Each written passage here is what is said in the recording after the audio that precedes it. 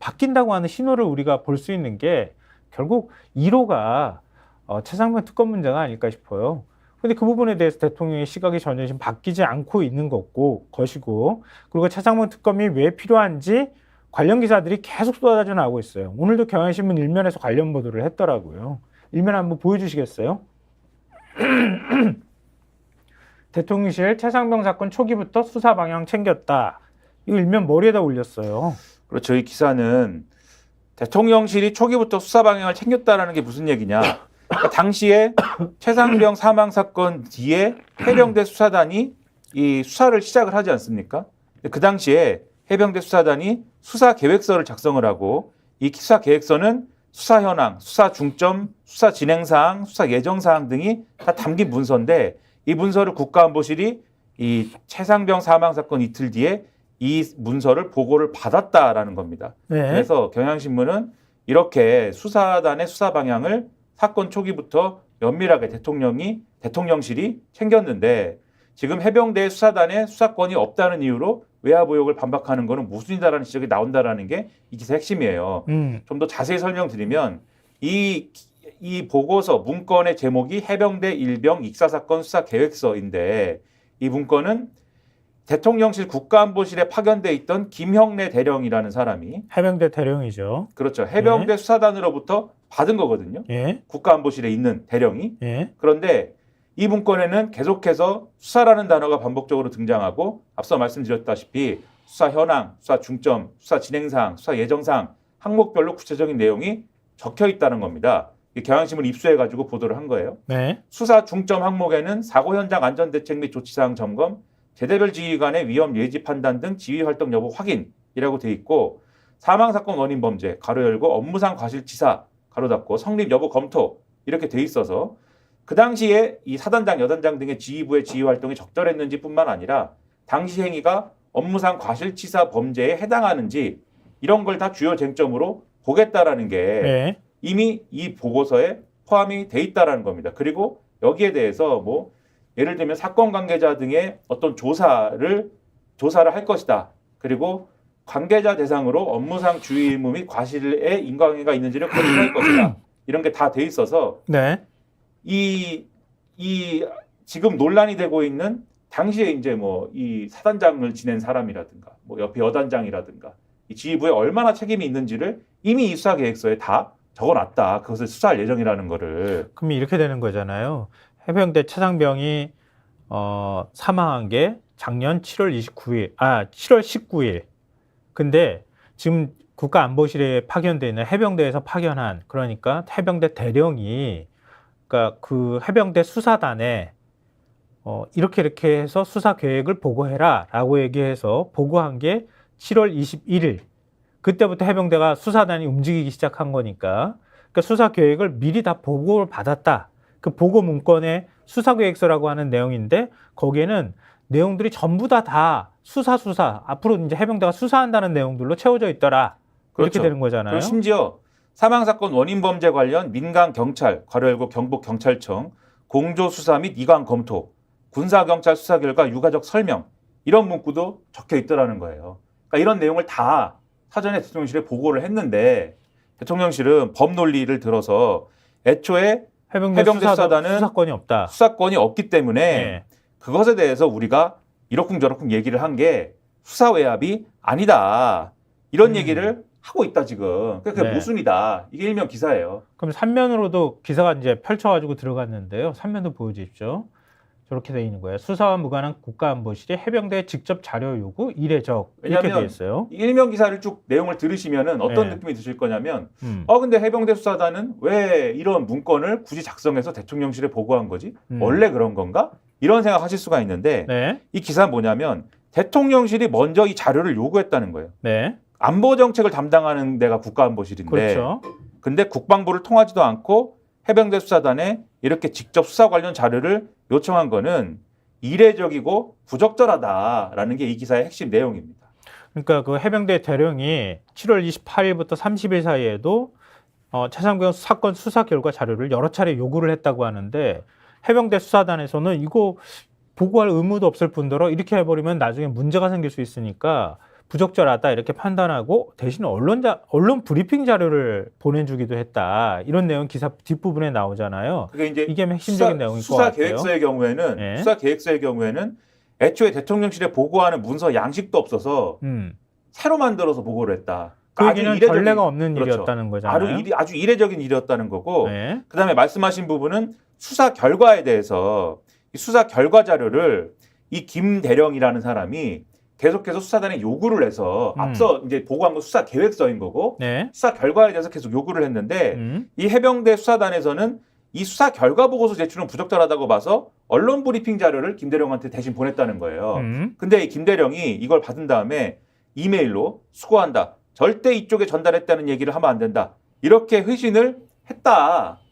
그게 뭐겠느냐. 결국은 이게 어떤 이 문제가 될 것을 이미 이 당시에 예상한 거 아니냐. 이런 부분일 뿐더러 네. 군판사 출신 변호사가 이렇게 얘기를 했다고 합니다. 군사건 변론 경험이 많은 변호사가 이렇게 얘기를 했대요. 수사 계획을 요청했다는 건 결국 해병대 수사단이 어떤 계획을 갖고 있는지 본 다음 모종의 판단을 하겠다는 의중이 있었던 거 아니냐. 그러니까 이게 수사 독립성을 침해할 여지가 있는 거다. 네.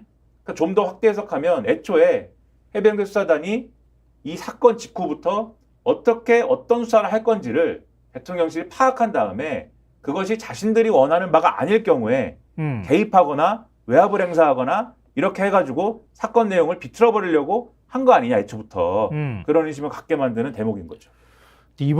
저는 이 부분이 제일 이 부분을 제일 주목했는데요. 윗선 수사 계획 보고 요구는 윤 대통령이 검찰총장이던 시절 비판했던 사안이기도 하다. 검찰은 2019년 법무부가 전국 검찰청의 주요 사건 수사 계획을 사전에 보고받는 방안을 추진하자 강력 반발했다. 당시 검찰총장이던 윤 대통령도 매우 부적절하다고 비판한 것으로 알려졌다. 수사 계획 보고는 청와대와 법무부가 민감한 사건 수사에 개입하는 통로가 될 수 있다고 우려했기 때문이다. 같은 맥락에서 보면 안보실의 최상병 관련 사건 수사계획서 요청은 해병대 수사단의 독립성을 침해할 여지가 있다는 비판이 나온다. 이렇게 지금 얘기를 하고 있는 거잖아요. 그러니까 앞서 말씀하셨던 그 내용하고 이렇게 딱 맥락을 연결하면은 이게 왜 문제가 있는 건지 지금 구독자분들이 이해하실 수 있지 않을까 싶은데요. 근데 이게 최상병이 사망하고 이틀 뒤에 7월 21일부터 지속적으로 계속 요구했다는 거 아니에요. 수사 결과까지 나오는 데까지. 그러면은 그 사건과 관련해서 제일 또 중요한 시점이 되는 날짜가 7월 30일과 31일 그때잖아요. 그러니까 30일 날 국방부 장관이 수사 결과 보고서를 결재를 하고 31일 날 그거 뒤집잖아요. 그 사이에 대통령이 경로가 있다고 얘기하는 거고 그리고 난 다음에 8월 2일 날 수사 보고서를 경북경찰청에 이첩했는데 그걸 다시 되가져오는 과정이 있었다. 이런 건데 이 한겨레 신문이 또 보도한 내용 중에 주목할 만한 일이 7월 31일에 무슨 일이 있었는지 보도한 내용이 있어요. 한겨레 신문 기사 보여주시죠. 최상병 사건 언론 브리핑 취소 작년 7월 31일 무슨 일이 있었나 이게 이제 기사 제목인데요. 그러니까 공수처가 이윤세 해병대 공보 정훈실장을 조사하면서 해병대 수사단의 언론 브리핑과 국회 보고가 갑작스레 취소된 지난해 7월 31일 실체 규명에 관심이 쏠린다. 이렇게 얘기를 하면서 브리핑 취소는 이 사건 처리 과정이 돌연 흔들리기 시작한 출발점이라고 얘기를 하고 있어요. 근데 지금 이윤세 해병대 공보정훈실장은 지난해 7월 30일 최상병 순직 사건 조사 결과 보고에 참석했던 인물이라고 합니다. 그러니까 이 사람을 조사를 하면은 그러면은 이 관련돼서 보고 내용이 뒤집히거나 결재가 뒤집히는 과정을 좀 더 세밀하게 들여다볼 수 있지 않겠느냐. 그래서 이 사람을 되게 주목하고 있다. 이런 내용이잖아요. 그러니까 의심이 되는 거는 지금 말씀하신 대로 7월 30일 날까지 장관 결재까지 끝난 이런 내용이기 때문에 해병대 수사단이 31일에 언론에 브리핑을 하기로 했고 그리고 나서 국회에도 이 내용을 보고할 예정이었다는 거예요. 네. 근데 이 과정이 순조롭게 흘러가다가 31일 정오를 기점으로 이 상황이 급격히 흔들렸다라는 건데 대통령실 안보실에 파견 근무 중이던 김영래 대령 아까 그 대령이잖아요. 그렇죠. 보고서를 받고 보고서를 계속 요구했던 그 대령이 이 해병대의 언론 브리핑 자료를 이 30일 오전 7시에 임기훈 당시 국방비서관에게 문자 메시지로 보냈고 그리고 오전 11시에 윤 대통령이 주재하는 외교안보 분야 수석 보좌관 회의가 열렸다는 겁니다.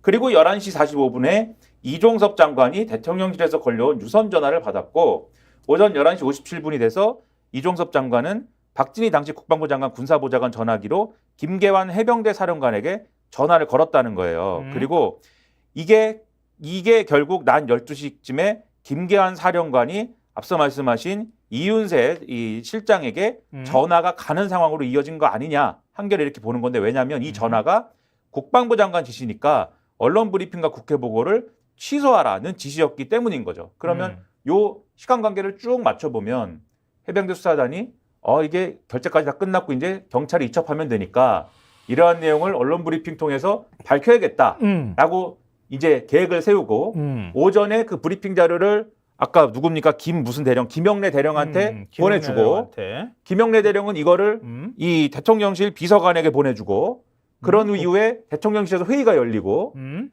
거기서 모종에 뭐가 있는지 모르지만 그 회의 직후에 이종섭 장관은 대통령실에서 전화가 온 걸 받고 이종섭 장관은 해병대 사령관한테 전화를 해가지고 이 브리핑 취소해야 된다 이렇게 하고 그래서 이 브리핑이 취소가 된 거 아니냐. 그러니까 윤 대통령이 기자회견에서 내가 왜 사병이 안타까운 그런 이제 재난 현장에 가서 구조 활동을 하다가 그 시신 수색을 하다가 정확하게 말하면 그러다가 이제 숨졌다. 그 부분에 대해서 국방부 장관을 질책했다 이렇게 얘기를 했잖아요. 그러면 그거는 7월 19일에서 한 21일 사이에 이루어졌어야 되는 거지. 그리고 그런 내용이었으면 가령 이 상황에 맞춘다면 소위 말하는 VIP 경로설의 그 경로가 지금 이 오전 11시에 이루어진 이 수석비서관 회의에서 아마도 경로가 나왔을 가능성이 있는데 그렇죠. 그게 맞다면 앞뒤 맥락으로 보면 그렇죠. 그 다음에 다 뒤집어진 거잖아. 그렇죠. 상황이. 그런데 그 경로의 성격이 대통령이 얘기한 대로 질책은 아니다. 그렇죠. 질책이라고 볼 수 없다. 이게 너무 안타까워서 왜 이런 사건이 일어났어? 이렇게 질책한 거라면 이 브리핑이 중단되지 말아야죠. 그렇지. 이 브리핑은 그대로 가야죠. 더 철저하게 수사하라고 얘기했어야지. 그렇죠. 그게 아니라 그런데 그런 상황 속에서 브리핑이 취소되고 그리고 이후 상황은 익히 아시는 대로 해병대 수사단이 그냥 여러 혼란 속에서 이첩을 하고 그걸 또 되가져오는 회수하는 과정이 이후에 이루어졌기 때문에 이렇게 말씀드리면 이게 어떤 상황이라는 것을 충분히 유추할 수가 있다. 그러니까 우리가 윤 대통령의 행동을 검사 시절에 그 언행이나 이런 거하고 계속 비교를 하게 되잖아요. 자신이 검찰총장일 때 난 법무부 장관의 부하가 아닙니다. 이렇게 얘기를 했던 사람이에요. 그렇잖아요. 법무부 장관은 검찰 사무를 총괄하는 사람이긴 하지만 구체적인 수사에 대해서 물론 지휘할 수 있겠지만 그건 지휘권을 따로 발동해야 되는 것이고 그러면은 검찰총장은 부하가 아니라면 법무부 장관의 어떤 수사지휘나 어떤 지시를 이행할 의무가 있는 관계는 아니다. 이렇게 얘기할 정도로 검찰의 독립성을 강조했단 말이에요. 근데 군 사법개혁을 하고 난 다음에 군도 하도 지휘관이 수사에 개입하고 이런 일이 벌어지니까 개입하지 말라고 해서 군도 똑같이 검찰하고 같은 구조를 만들어 놨어요. 그러니까 군 수사기관에는 군 지휘관은 수사단장한테만 얘기할 수 있도록 돼 있어. 그럼 똑같은 구조를 만들어 놨는데 예를 들면 지금 나오는 것처럼 윤 대통령이 검찰총장 시절에 대통령실에서 다 보고받고 수사 계획서까지 보고받고 그러고 난 다음에 거기에 대해서 지금 개입했다고 하는 의혹이 있다고 하면 윤 대통령은 뭐라고 했겠어? 검찰총장으로서. 전 대통령의 부하가 아닙니다. 이랬을까? 경로했겠죠. 경로했지. 당연히지. 근데 자기가 대통령 되고 난 다음에 대통령실이 지금 다 개입했다고 하는 거 아니에요? 이렇게까지 나오는 거잖아. 수사 계획서까지 다 받고 그리고 언론 브리핑 자료까지 좀 받고 취소하니 많이 이런 거 가지고 관계가 돼 있고 검찰 자료 이첩하는 과정에서도 공직기관 비서관실이 개입하고 이거는 경로해야 될 일이잖아. 거꾸로 경로해야 될 일이잖아. 근데 오히려 경로 때문에 이렇게 됐다고 하니 황당합니다. 여기 사실이라면 모든 게 사실이라면 그러니까 이렇게까지 정황이 나오고 있는데 차상변 특검 거부할 수 있을까?